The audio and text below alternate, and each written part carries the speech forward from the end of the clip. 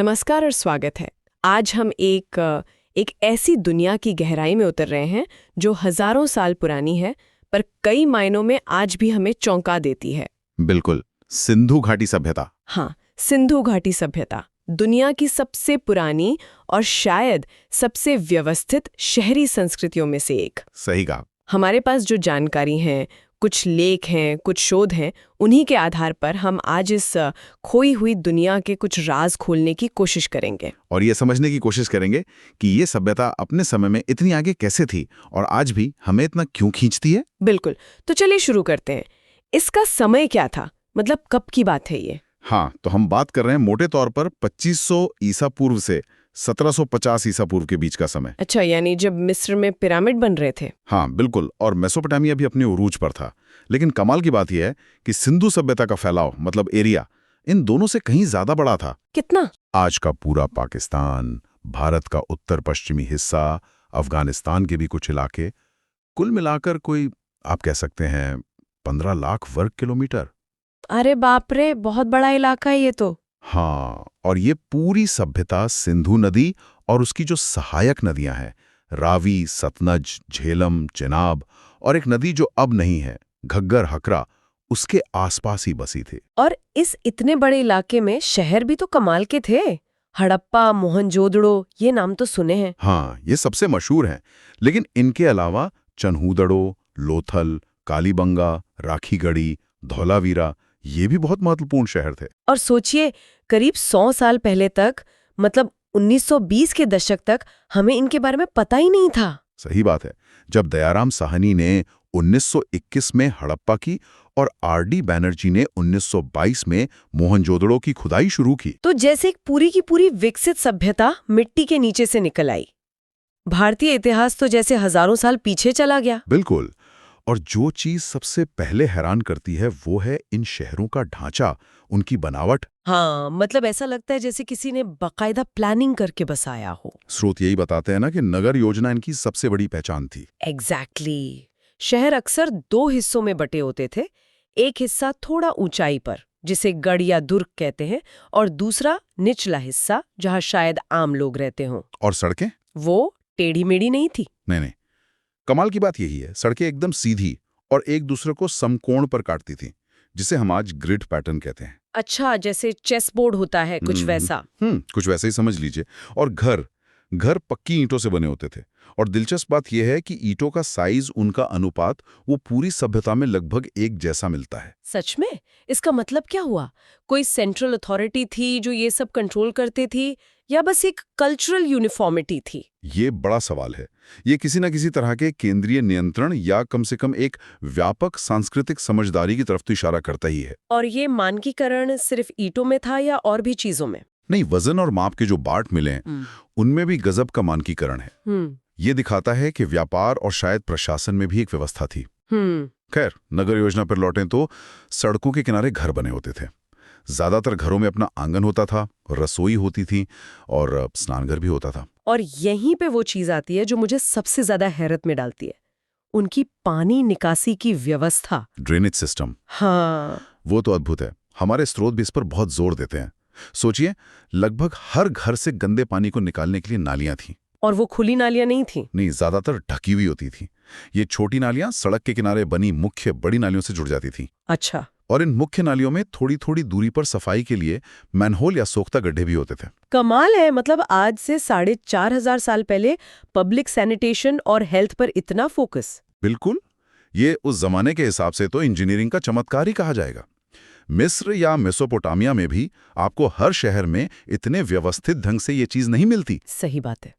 ये दिखाता है कि वो लोग कितने, मतलब कम्युनिटी प्लानिंग को कितना महत्व देते थे। हाँ बिल्कुल। अच्छा, तो ये इतने सुनियोजित शहर थे, इतनी उन्नत व्यवस्था थी, इसे चलाने वाली आर्थिक शक्ति क्या थी? मतलब लोग करते क्या थे, जीते कैसे थे? हाँ, ये भी जानना जरूरी है। स्रोत बताते हैं कि उनकी अर्थव्यवस्था कई चीजों पर आधारित थी। कृषि तो थी ही, मतलब खेती-बाड़ी। क्या उगाते थे? गेहूं, जौ, राई, मटर, तिल, सरसों। और हाँ, कपास बहुत महत्वपूर्ण था। कपास? अच्छा। हाँ, सिंधु घाटी दुनिया के उन पहले इलाकों में से थी जहां कपास उगाया गया। और जाहिर है इससे बने कपड़ों का व्यापार भी होता होगा। तो सिर्फ खाने के लिए नहीं, बेचने के लिए भी उगाते थे। हाँ। और जानवरों का क्या, पशुपालन? पशुपालन भी बहुत अहम था। गाय, बैल, भैंस, भेड़, बकरी, सुअर, ऊंट भी पालते थे। बैल और भैंस शायद खेती और गाड़ी खींचने के काम आते होंगे। हाँ, लगता तो यही है। मिट्टी की बनी खिलौना बैलगाड़ियों के मॉडल बहुत मिले हैं। वो दिखाते हैं कि ट्रांसपोर्ट में इनका इस्तेमाल होता था। घोड़े का क्या? कुछ लोग कहते हैं घोड़े भी थे। देखिए, कुछ जगहों से घोड़े के अवशेष मिले हैं, लेकिन ये अभी भी बहस का मुद्दा है कि वो घोड़े पालते थे या बस उनके बारे में जानते थे। पक्का नहीं कह सकते। ठीक है, और व्यापार की बात करें, आपने मेसोपोटामिया का जिक्र किया था। हाँ। क्या ये व्यापार सिर्फ आसपास होता था या दूर तक? नहीं, बहुत दूर तक। मेसोपोटामिया यानी आज का इराक, ओमान, बहरीन, इन सब के साथ व्यापार के पक्के सबूत हैं। कैसे पता चला? मेसोपोटामिया के शहरों से सिंधु घाटी की मोहरें मिली हैं और उनके अपने ग्रंथों में मिलूहा नाम की एक जगह का जिक्र है। ज्यादातर विद्वान मानते हैं कि मेलूहा सिंधु क्षेत्र ही था। अच्छा। और गुजरात में लोथल नाम की जगह पर एक बहुत बड़ा ढांचा मिला है जिसे डॉकयार्ड यानी बंदरगाह माना जाता है। ये समुद्री व्यापार का सीधा सबूत है। अरे वाह, मतलब जहाज भी बनाते थे और समुद्र के रास्ते इतना दूर, कमाल है। हाँ, उनकी समुद्री जानकारी और जहाज बनाने की कला जरूर अच्छी रही होगी। और इस सब में धातुओं का क्या रोल था? मतलब मेटल जानते थे इस्तेमाल करना? हाँ बिल्कुल। वो तांबा, कांसा, जो तांबे और टिन को मिलाकर बनता है, ज्यादा मजबूत होता है। सोना, चांदी, सीसा, इन सब धातुओं का इस्तेमाल जानते थे। कहाँ से लाते थे ये सब? अंदाजा है कि तांबा राजस्थान से, सोना शायद कर्नाटक से, और चांदी, टिन वगैरह अफगानिस्तान या ईरान से लाते होंगे। और बनाते क्या थे इनसे? औजार बनाते थे, कुल्हाड़ी, चाकू, आरी, हथियार भी, भाले, तीर, बर्तन, गहने और हाँ, मूर्तियां भी। तो एक पूरी तस्वीर उभर रही है। उन्नत शहर, अच्छी खेती, पशुपालन, दूर तक व्यापार, धातुओं तक ज्ञान।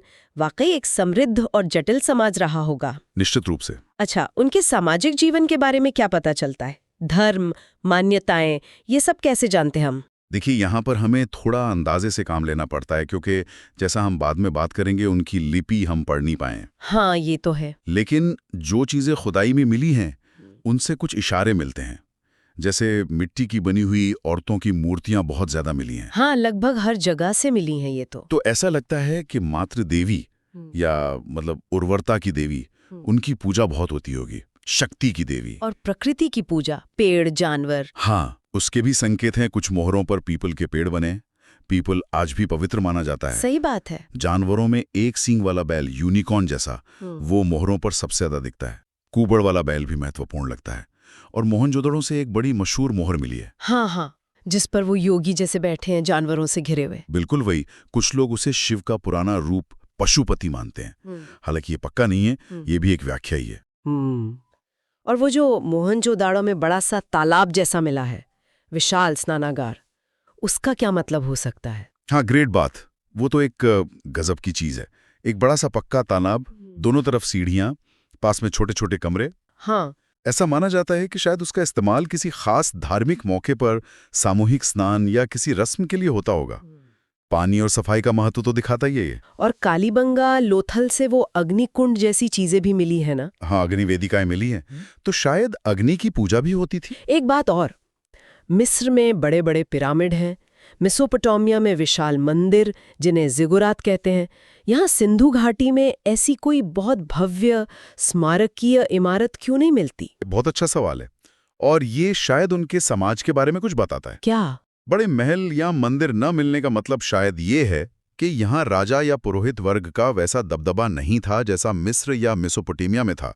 हो सकता है शासन का तरीका थोड़ा अलग रहा हो, शायद ज्यादा विकेंद्रीकृत, या हो सकता है व्यापारियों का ज्यादा असर रहा हो। मतलब समाज ज्यादा बराबरी वाला रहा हो? कुछ लोग ऐसा अनुमान लगाते हैं।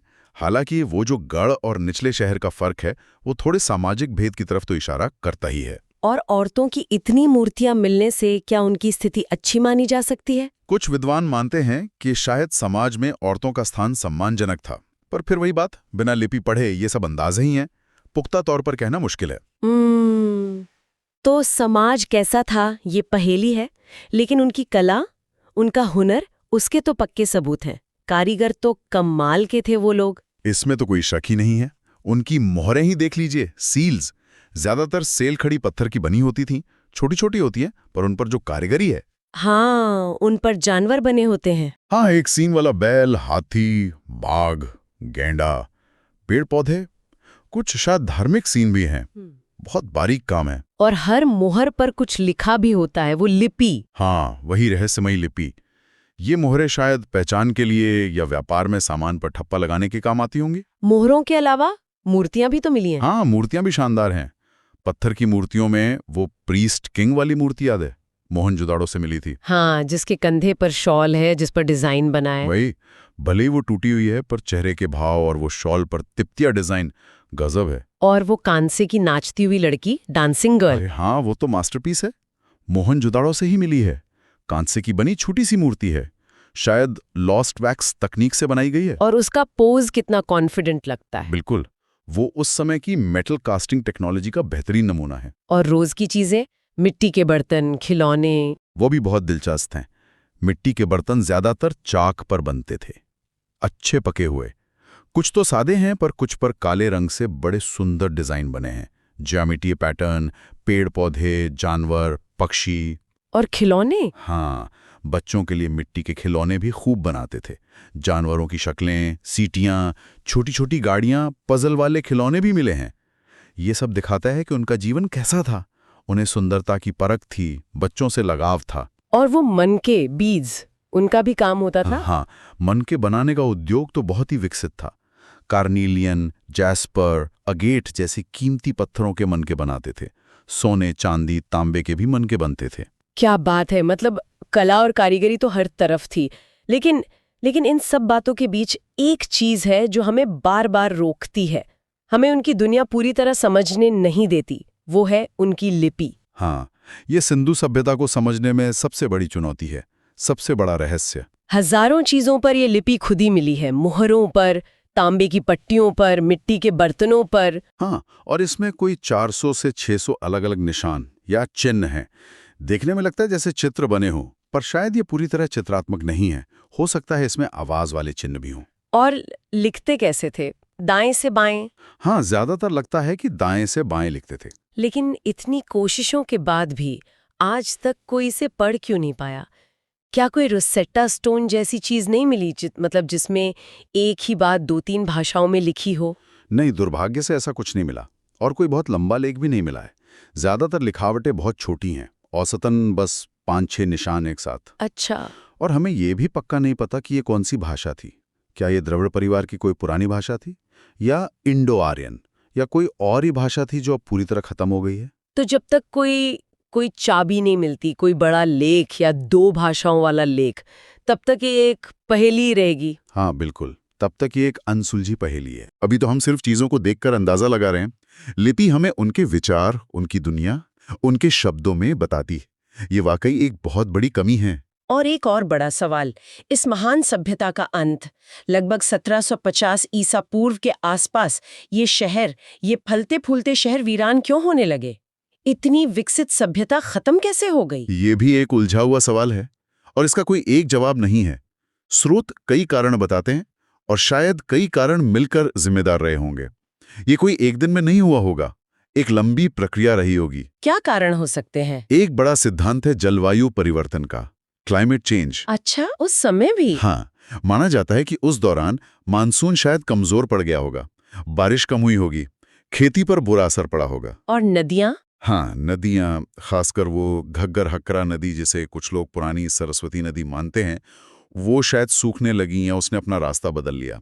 पानी की कमी हुई, जमीन बंजर होने लगी। और बाढ़, भूकंप, सिंधु नदी के किनारे थे, बाढ़ तो आती होगी। हाँ, मोहनजोदड़ो जैसे शहरों में बार बार बाढ़ आने और शहर को फिर से बनाने के सबूत मिले हैं।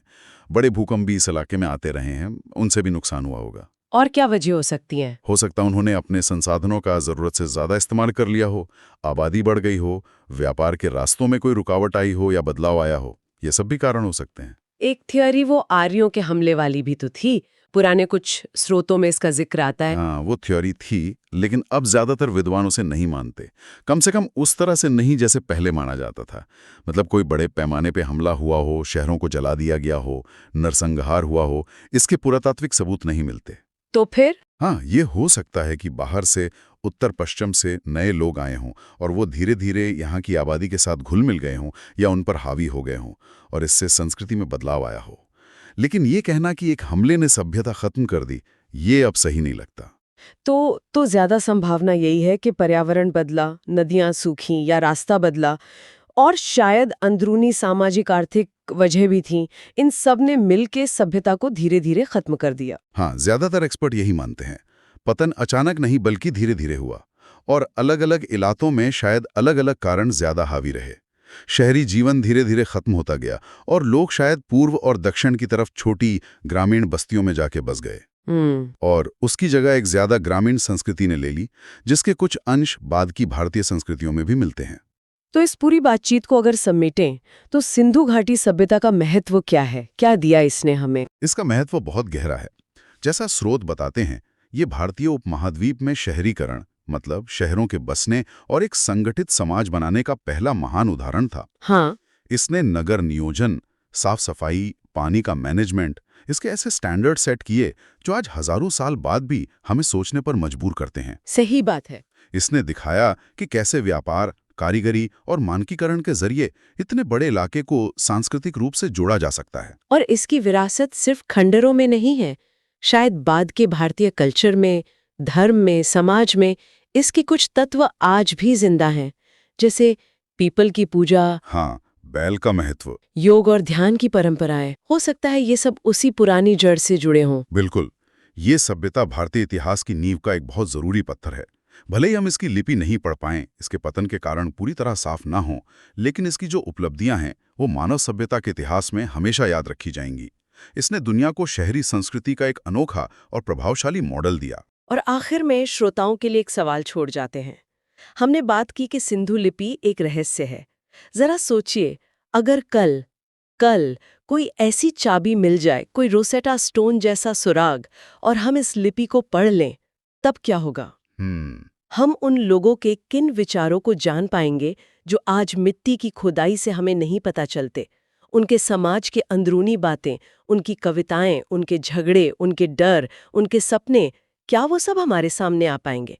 ये अनसुलझा रहस्य हमें न सिर्फ उस प्राचीन सभ्यता के बारे में सोचने पर मजबूर करता है, बल्कि ये भी सोचने पर कि हम अतीत